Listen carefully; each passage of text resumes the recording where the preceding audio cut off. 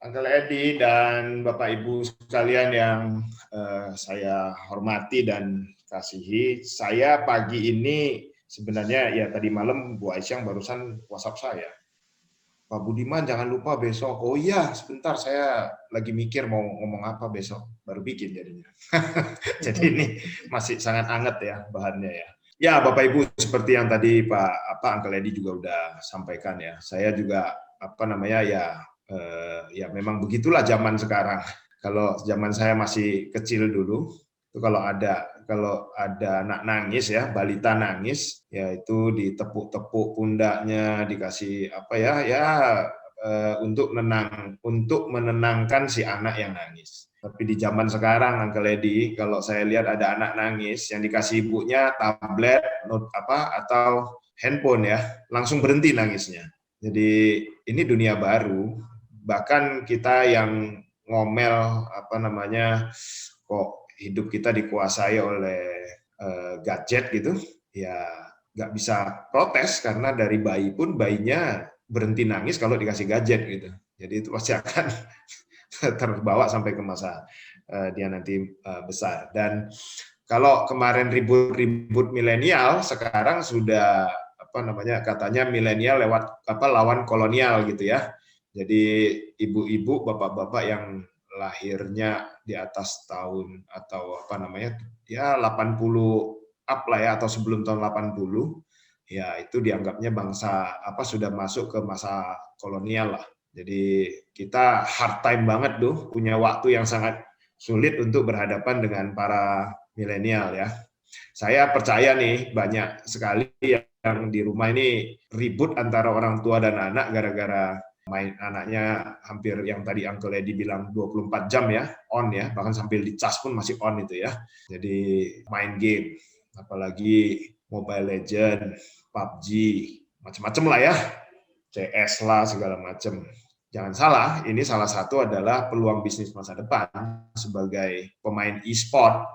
Jadi dulu olahraga itu bulu tangkis, sepak bola dan sebagainya, pakai kaki, pakai tangan. Kalau kali ini namanya e-sport itu cari makannya lewat olahraga juga, tapi yang diolahragain jempolnya. Nah, itu pemain-pemain e-sport ya yang main game online itu sekarang transfer pemainnya lebih mahal daripada pemain sepak bola sekelas yang di luar negeri itu ya, yang dari liga-liga di luar negeri. Jadi teman-teman, ini memang masa baru, boleh dikatakan ya perubahan zaman yang begitu cepat, yang sudah di depan mata, suka atau tidak suka ya harus kita hadapi ya. Saya yakinlah bahwa saya nggak perlu ceritakan bagaimana perilaku kita, kehidupan kita sudah total berubah sejak zaman digital ini hadir kira-kira 15 tahun yang lalu, dari Google dan teman-temannya gitu ya. Dulu ada Yahoo, sekarang udah tumbang Yahoo-nya kan. Jadi 15 tahun yang lalu itu perubahannya sangat cepat. Kalau kita lihat ribut-ribut di medsos, di Twitter dan sebagainya tentang Bitcoin, apalagi nih Pak Budiman Bitcoin ini, itu ya salah satu fenomena zaman gitu ya, bagaimana ada uang digital yang sekarang lagi marak gitu. Nanti deh kalau ada waktu kita ngomongin soal Bitcoin dan sebagainya. Nah, saya mau selesaikan kewajiban saya dari Uncle Edi dan Bu Aisyah dulu ya. Oke, jadi ya kira-kira seperti ini ya. Jadi kalau ada anak Anda minta HP jenis tertentu, itu bukan karena HP-nya canggih-canggih amat, tapi karena memang kuat untuk main PUBG, kuat untuk main Mobile Legends dan teman-temannya ya. Jadi mereka butuh baterai yang kuat, butuh prosesor yang bisa buat multiplayer MMORPG. Ya, teman-teman, ini jadi kenapa sih kok nggak nuntut kok nggak minta beli Apple, beli iPhone gitu ya? Enggak, ya karena yang dibutuhkan bukan itu.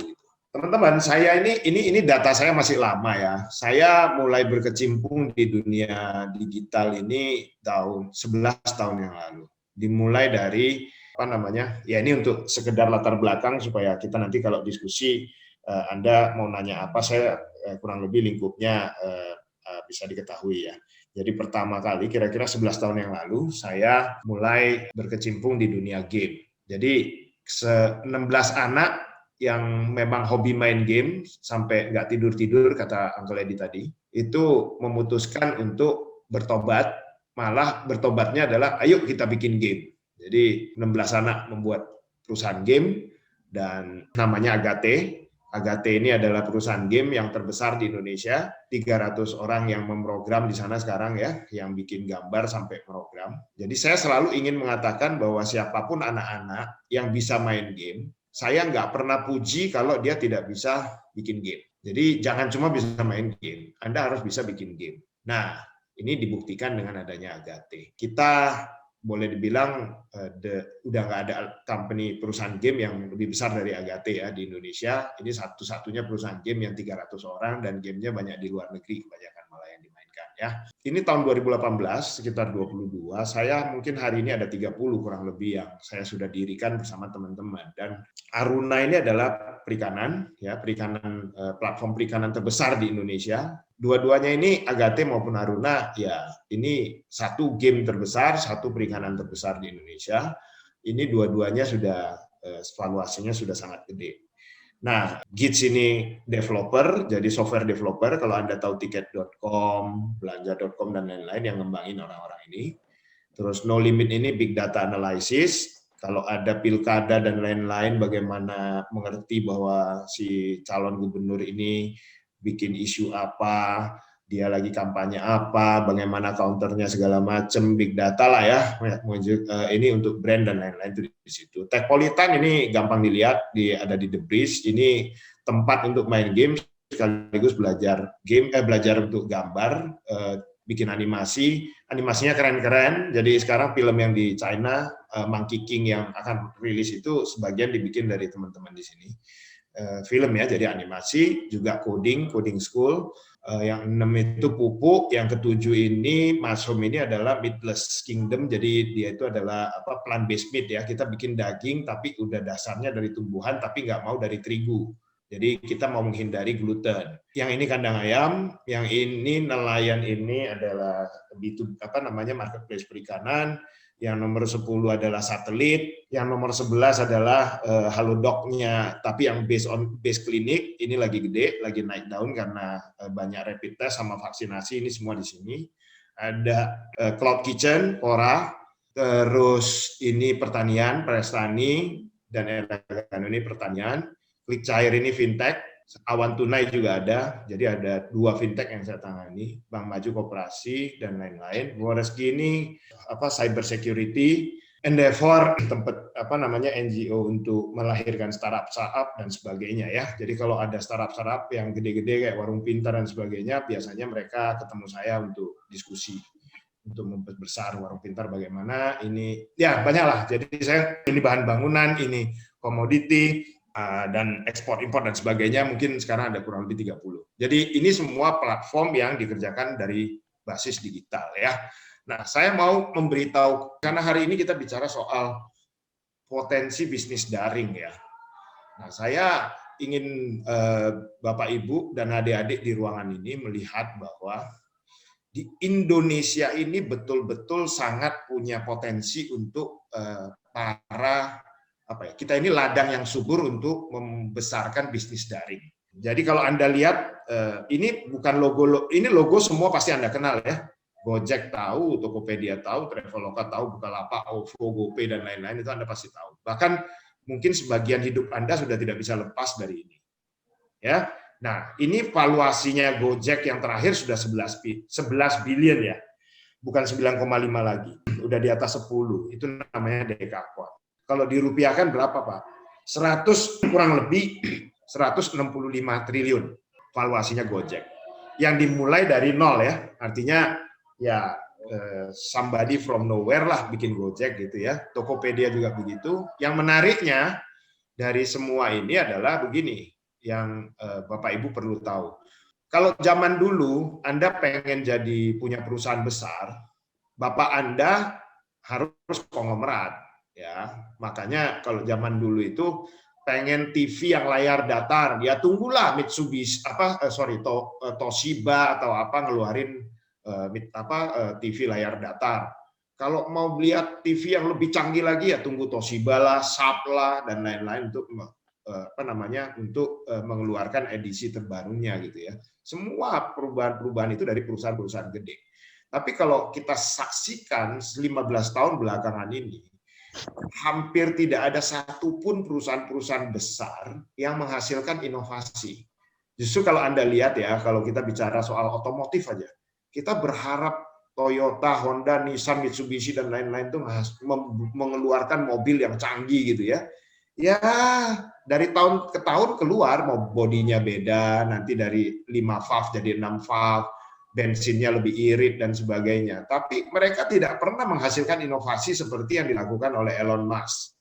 Elon Musk itu yang bikin Tesla, mobil listrik yang sekarang mau invest di Indonesia, yang dibawa oleh Pak Jokowi, Pak Luhut ya, yang sekarang lagi proposalnya lagi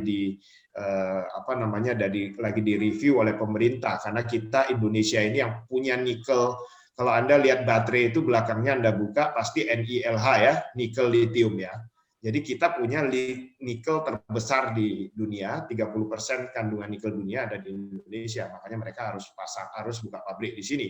So, hal-hal baru itu bahkan tidak pernah dia lahirkan oleh perusahaan-perusahaan lama. Jepang yang terkenal dengan teknologinya bahkan kalah dengan Samsung dari Korea sekarang ini gitu ya.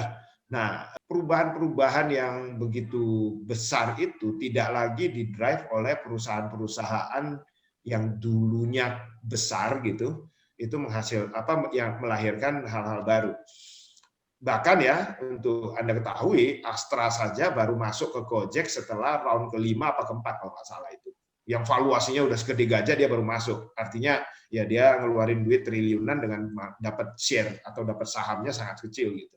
Jadi perusahaan-perusahaan besar itu sudah berhenti berinovasi. Sekarang yang berinovasi adalah orang-orang anak-anak muda yang memang memahami dunia daring ya. Jadi Gojek itu ya dimulai dari seorang Nadiem berpikir nih gimana sih caranya supaya bisa bantuin orang-orang yang turun dari kereta ya di Tanah Abang, di mana tuh Manggarai dan sebagainya itu, supaya mereka itu nggak susah untuk nyari ojeknya gitu, apalagi hujan-hujan gitu. Jadi dia menciptakan ini. Nggak langsung se-Indonesia, yang mulai dari Jakarta Pusat dulu itu ya, di satu daerah dulu. Ternyata berhasil, baru dinaikkan ke tingkat nasional. Nah, Nadiem sendiri nggak pernah jadi pengemudi ojek pangkalan, bapaknya juga nggak punya perusahaan ojek, bapaknya juga nggak punya perusahaan motor, malah yang punya Astra gitu ya. Demikian juga Tokopedia-nya William, ya bapaknya juga bukan konglomerat yang punya mall, punya gerai modern market gitu ya. Tidak, Traveloka juga sama, dan yang lain-lain begitu juga. Jadi di zaman sekarang ini tombol komputer seperti di reset ya teman-teman ya. Jadi adik-adik yang baru, yang muda-muda ini justru kalau zaman dulu saya selalu diingatin, lo lulus sekolah, kuliah, ya masuk jadi PNS, atau ya kerja di perusahaan gede. Nah, kalau yang generasi milenial ke bawah sekarang, ya pilihannya sangat banyak gitu ya. Bahkan yang nanti akan kita bahas di slide-slide terakhir itu, emangnya nggak bisa cari makan sebagai YouTuber. Kan itu yang Pak Jokowi menginterview seorang anak SD kelas 6 gitu ya. Kamu besar nanti mau jadi apa? Ya jawabannya sangat yakin, YouTuber gitu. Dan waktu itu kita ketawa, tapi memang sekarang ini ya profesi YouTuber adalah salah satu profesi yang sangat umum ya di mana-mana. Jadi teman-teman sekalian, saya mau mengingatkan bahwa this is golden moment, dan kebetulan Indonesia ini termasuk satu yang the best di kawasan Asia Tenggara terutama ya, untuk melahirkan banyak bisnis daring atau startup yang berbasiskan teknologi digital ya. Nah, ini Anda bisa lihat nih bagaimana semua Traveloka, Tokopedia, Bukalapak, Gojek dan sebagainya itu bermanifestasi dari perusahaan yang sangat kecil menjadi perusahaan yang segitu gedenya ya. Dan saya yakin ini kalau dilihat ke depan lagi, kira-kira 5 tahun yang akan datang, bukan cuma 4 ini, akan udah ada 10 perusahaan kira-kira yang masuk ke kategori yang sama besarnya dengan ini. Itu akan terjadi ya. Dan Indonesia ini tanah yang subur untuk membangun pertumbuhan startup digital atau industri atau bisnis yang berbasis daring.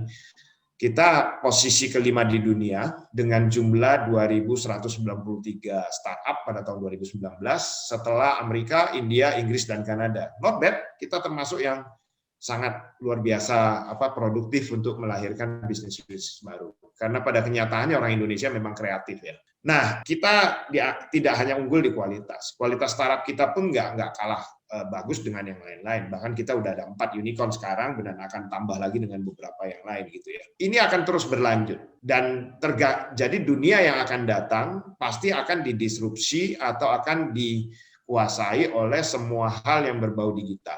Suka atau tidak suka, mau pakai aturan main apapun, mau Anda bilang saya mau kembali ke zaman batu, zaman baheula gitu juga nggak bisa gitu ya. Buktinya sekarang saya pernah nemenin satu ibu-ibu ketemu saya di bandara. Terus habis itu kita janji di satu warung kopi. Ya, karena janji di warung kopi, saya bilang ya udah yuk kita pesan kopi, pesan roti gini. Yang pertama ditanya adalah apa? Diskon yang pakai apa yang ada cashback atau diskonnya? Ya dikasih tahu dong. Pakai OVO segini, pakai GoPay segini, pakai ini segini. Bisa dipecah nggak bonnya? Bisa. Oke. Saya bayarnya pakai OVO segini, pakai ini segini, pakai ini segini, semua dia bisa dapat cashback. Jadi ibu-ibu memang cerdas ya, saya harus akui ya. Jadi dia bisa berpikir sampai segitu stepnya. Saya nggak yakin Uncle Eddie akan mampu seperti itu ya. Jadi mereka luar biasa sih. Jadi bisa memperhitungkan dengan cermat ya. Oke, teman-teman, jadi kita kalau lihat bahwa Indonesia itu punya peluang yang sangat besar ya di industri digital. Dan jangan salah, Indonesia, terutama Jakarta ini menempati tempat yang tinggi, bahwa kita punya ekosistem yang bagus untuk tumbuhnya para pegiat-pegiat digital ini ya, orang-orang yang berkecimpung di dunia digital. Saya punya satu keponakan lulusan sarjana hukum, saya bilang kenapa kok kamu nggak mau kerja ya? Aduh, ngapain kerja ya Om? Kalau saya nongkrong di rumah, bungkus-bungkus saja, penghasilan saya di atas 15 juta sebulan. Kerja saya pernah ditawarin cuma 4 juta. Ya saya mendingan jadi jualan di Instagram aja kata dia. Jadi kita memang punya ekosistem yang luar biasa ya. Nanti saya akan ceritakan ya. Oke, jadi Indonesia by value itu segitu ya. Saya mau masuk ke urusan. Jadi gimana kita perlu memulai ini?